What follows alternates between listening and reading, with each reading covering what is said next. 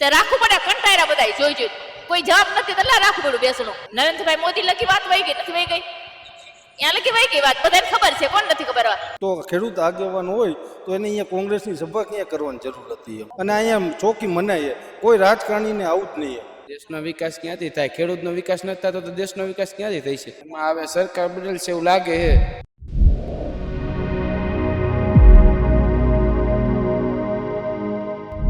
આપણી સાથે બીજા પણ ખેડૂતો જોડાયા છે. શું નામ છે આપનું? દિનેશભાઈ દિનેશભાઈ, આજે આ બેસણું રાખવામાં હતું, કોનું બેસણું હતું? આ અદાણીનું બેસવું હતું. અદાણીનું બેસણું. અદાણીભાઈ તો જીવે છે. અદાણીના જે એના જુલમને આ જે બધું રહ્યું ને એના માટેનું પેશિયલ બેસવું હતું એમ. આ બેસણું રાખવામાં આવ્યું, આવો અનોખો વિચાર કેવી રીતે આવ્યો? એટલે આ ગામની જે કમિટી હોય કે આજે અદાણી આવડો જુલમ કરે, જો એને પાણી ન ડકતું હોય પેટમાં તો એના માટે ગામ લોકોએ આ બધું આયોજન કરેલું બધું. એટલે ખેડૂતો ઉપર જુલમ કરે છે. બહુ હતી. થોડા દિવસ પહેલા જીતુભાઈ વાઘાણીએ પ્રેસ કોન્ફરન્સ કરી હતી, કીધું હતું કે ખેડૂતો ઉપર કોઈ પણ અત્યાચાર થતા હોય તેના ઉપર કાર્યવાહી કરવામાં આવશે. જીતુભાઈને તમે અરજી આપી છે, એવું કંઈ કર્યું છે, રજૂઆત કરી છે? પહેલેથી છેલ્લે લગીને બધા એના જ છે સાહેબ. આમાં કોઈની રજૂઆત ન હાલે સમજ્યા તમે. ગમે તેવી રજૂઆત ગમે ત્યાં ગામ લોકોએ ખૂબ આપ્યું છે પણ આનો કોઈ નિવાડો આવે એમ જ નથી. તમારી માંગણી સ્વીકારવામાં નહીં આવે, તમે શું કરશો? અત્યારે તો ઉપવાસ આંદોલન ચાલુ છે પણ આવતા સમયમાં જો આ એકેય માગણી સ્વીકારવામાં નહીં આવે તો પછી પણ સરદાર માર્ગે હાલશું એમ. પછી આવતા સમયમાં ગાંધીનગર ખેડૂતો ગયા હતા, એ દિવસે તમે ત્યાં હતા? હા, ખેડૂતો ગાંધીનગર જવા નીકળ્યા હતા પણ કોંગ્રેસની સભામાં પહોંચી ગયા ખેડૂતો તો પહોંચ્યા નહોતા સાહેબ. એકેય કોંગ્રેસની સભામાં કોઈ ખેડૂત ગયો જ નથી. એક ખેડૂતનો મુદ્દો લઈને જ ગયો હતો અહીંયા. અને અહીંયા જો કોંગ્રેસ વાળા એમની સભા કરે તો એ આખું અયોગ્ય હતું જ નહીં એમ એ લોકોનું. એટલે તમને કોંગ્રેસ વાળાએ જાણ કરી હતી કે આ સભા થવાની? નહીં, કુછ જાણ નહોતી કરી. એ લોકોએ બધું ગુપ્ત જ રાખ્યું હતું અત્યાર લગી બધું. પાલભાઈ આંબલિયા હતા, ભાવુક થઈ ગયા હતા ખેડૂતો માટે. પાલભાઈ એ બીજી વખત અહીંયા આવ્યા હતા? નહીં, કોઈ આવ્યું જ નથી અહીંયા. હજી કોઈ આવ્યું જ નથી. અને અહીંયા ચોકી મનાય કોઈ રાજકારણીને આવું જ નહીં એમ. પાલભાઈ તો ખેડૂત આગેવાન છે. ખેડૂત આગેવાન હતા, હવે કોઈ છે નહીં. તો ખેડૂત આગેવાન હોય તો એને અહીંયા કોંગ્રેસની સભા ક્યાં કરવાની જરૂર હતી એમ. ખેડૂતો બે ભાગમાં થયા હતા ગાંધીનગર, એવું કેટલાક કહે છે, શું કહેશો? ના, ખેડૂતો બધા એક જૂઠ જ હતા બધા.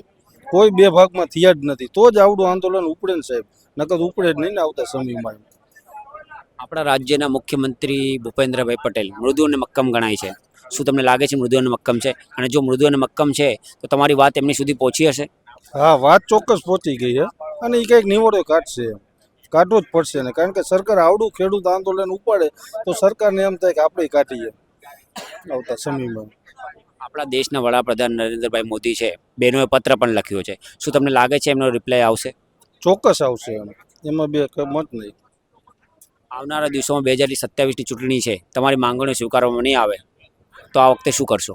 તો એ 2027માં એ પ્રમાણે જવાબ દેશું એમ કે અમને જેવો જવાબ આપશે એવો સામે એ પ્રમાણે જવાબ જડશે સરકારને.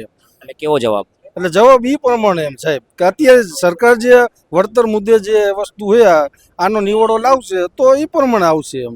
નકર સરકાર સામે એ પ્રમાણે. કેવી રીતની જમીન અદાણી લે છે? જમીન તમારે કાયદેસર જમીન અમારો હક તો અમને મળવો પડે ને. અમે બીજું કઈ નથી કહેતા, અમારો હક અમને મળવો પડે. એ ભલે ના ભલે નાખે પણ એ અમારો હક તો અમને મળવો પડે ને. એક આ ભાઈ પેટનો દીકરો હોય ને એને વીઘો જમીન આપણે વધારે નથી આપતા, એનો કાયદેસર ભાગ પડે તો આનો એમ વધારે સર ક્યાંથી આપી દઈ? આ વિચાર કેવી રીતે આવ્યો કે આજે આપણે બેસણું રાખવું છે? તે રાખવું પડે કંટાળ્યા બધા જોઈ જોઈ કોઈ જવાબ નથી તો રાખવું પડ્યું બેસણું. જીવતા બેસણું રાખવું પડે. જીવતા બેસણું કેનું હોય? સ્વાગત કરે છે. હા તો એનું હોય ને. ચકમપરથી વિસેડા પધાર્યા છે. જેતપર ગામ વતી આગામી દિવસોમાં તમારી માંગણી સ્વીકારવામાં નહીં આવે તમે શું કરશો? આ જોઈ બધાય નહીં ને બુદ્ધિ આવે કઈ એના બુદ્ધિ નહીં આવે કઈ આ જોયા પબ્લિક આવો. મારો એક સવાલ છે, આપણા રાજ્યના મુખ્યમંત્રી છે મૃદુ અને મક્કમ ગણાય છે. આપણા રાજ્યના મુખ્યમંત્રી છે ભૂપેન્દ્રભાઈ પટેલ, મૃદુ અને મક્કમ છે, એમને તમે રજૂઆત કરી? નરેન્દ્રભાઈ મોદી લખી વાત વહી ગઈ નથી વહી ગઈ? ત્યાં લખી વહી ગઈ વાત, બધાને ખબર છે. કોણ નથી ખબર વાત? આજે 15 દિવસથી ચાલે કોઈ નથી ખબર, બધાને ખબર છે. વડાપ્રધાન મોદી સાહેબ અહીંયા ગયા હતા 2014માં, તો બહેનોને કહી ગયા કે પત્રો લખજો. મને પત્ર લખજો બેનો, મિત્રો ગુજરાતી બેનો, તમે પત્ર એવું કઈ લખ્યું? ઓટા ઉપર જગ્યા છે પત્ર લખીને આવે છે, લખી દો હોય તો કોને ખબર, અમને કઈ તો આગળ પછી જાજી ખબર ન હોય. દેરાથી 10 જણા પત્ર આવ્યા છે લખ્યું, ન લખ્યું નહીં જેતપર કાંઈ. ગામ વતી એનું સ્વાગત કરી છે વડાપ્રધાન સાહેબને શું કહેવા માંગશો? વડાપ્રધાન સાહેબને કે તમે વનારીયાથી નથી કહેતા, 20 જણા તમે ઓલા છે. મોટા અયોધ્યાના મંદિર જેતપર ગામ બનાવ્યા વતી બધા, સ્વાગત કરે અને છે. કાશીના મંદિર સોનાના બનાવ્યા, તો આ પબ્લિક નું શું? ઈ બધું તમારે અહીંયા કરે, ત્યાં કઈ જોતું કોઈ માણસો સામું એને? આવનારા દિવસોમાં 2027 ની ચૂંટણી આવવાની, શું કરશો? આવનાર દિવસમાં તમે જીપસી શું કાર કરશો? અમે શું 37 કરીશું? ચૂંટણી આવવાની છે, ચૂંટણી 2027 ની ચૂંટણી. લડશો તો જોઈ લઈશું કોણ આવે હવે. મોદી સાહેબ આવે, કોંગ્રેસ આવે, પછી જોઈ લઈશું. દેરાથી 25 જણા આ વખતે પધાર્યા પરિવર્તન છે. થશે. જેતપર ગામ વતી એક સ્વાગત મત કરી ભાજપને છે. નો આપી, એક પણ નહીં. એક મત નો ભાજપને મળે હવે. કેમ? આ તો પણ મુજબ મોરબીના ફરતા ગામડામાં નો આપવા દે, ગામમાં કરવાય નહોતી પણ આપ મોટી નો આપવા દે. એટલે ગામમાં નહીં આવે. નહીં નહીં નહીં. આપણી સાથે ઝેનઝી ખેડૂત જોડાયો છે, શું કહેશો ભાઈ? આજે આ બેસણું રાખવામાં આવ્યું હતું, આવું બેસણું તમે ક્યાંય જોયું છે? એવું નથી, પણ હું એક ખેડૂતનો દીકરો હું. હવે આ જે થઈ રહ્યું એનું કંઈક ન્યાય મળવો જોઈએ. જે આ લાઠીચાર્જ ને બધું કરે, બેન ઉપર અત્યાચાર કરે, કોઈ ખેડૂત ઉપર અત્યાચાર કરે, એ યોગ્ય ન કહેવાય, ન્યાય આપવો પડે. હવે અત્યારે ખેડૂત આ બધા કરી રહ્યા છે કે રાત્રે આંદોલન કરે, બધું કરે છે, ઉપવાસ રાખ્યો જેતપર ગામ વાળાએ, એનું કંઈક ન્યાય આપવો પડે.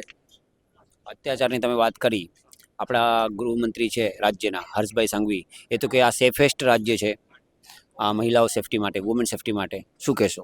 હવે એ હરભાઈ સંઘવી પણ તો આ અત્યાચાર કર્યો હોય બેન માથે, તો એ યોગ્ય ન કહેવાય ને. હવે આ અદાણી કંપની તાર નાખે તો યોગ્ય વર્તન નથી આપતા, કે એ કહે કે જે આટલા જે જંત્રી પ્રમાણ આપશે તો જંત્રી પ્રમાણે ખેડૂતનું શું થાય? પહેલાંની જંત્રી કેટલી હતી ને અત્યારે ખેડૂતનું બિચારા શું કરે એ?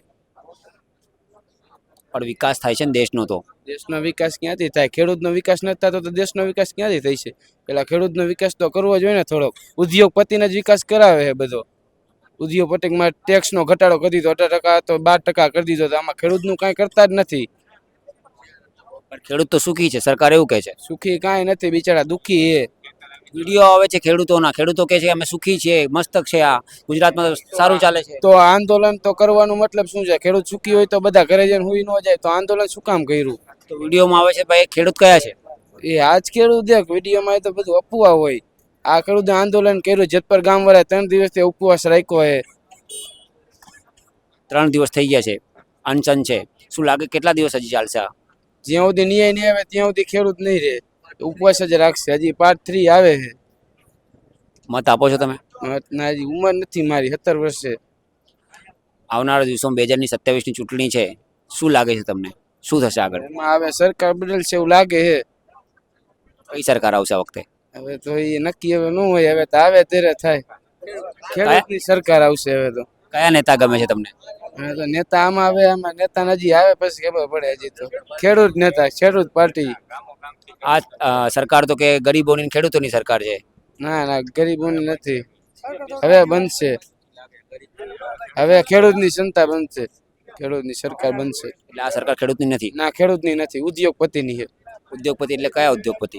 આ જે મોટા અદાણી વાળા રહ્યા, અંબાણી રહ્યા, રિલાયન્સ કંપની રહી, બધા ઉદ્યોગપતિની સરકાર છે.